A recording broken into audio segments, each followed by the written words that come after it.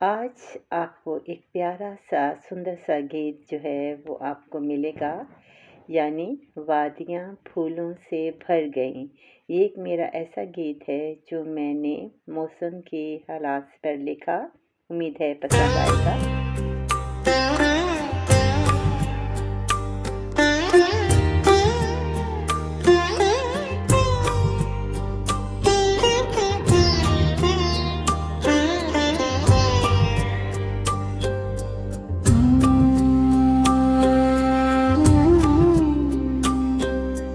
वादियाँ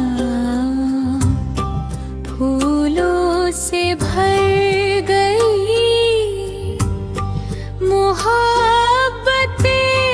दिलों में उभर गई। वादियाँ फूलों से भर गई,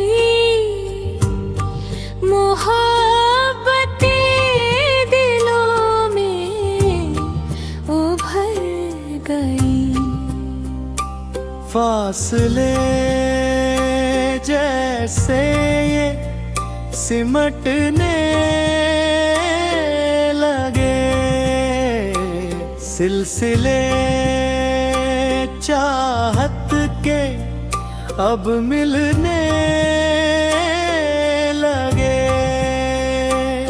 समा खुशियों से जगमगा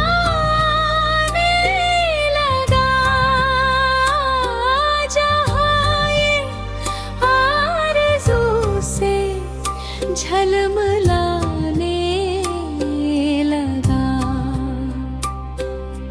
भंवरे मस्ती में रक्स करने लगे,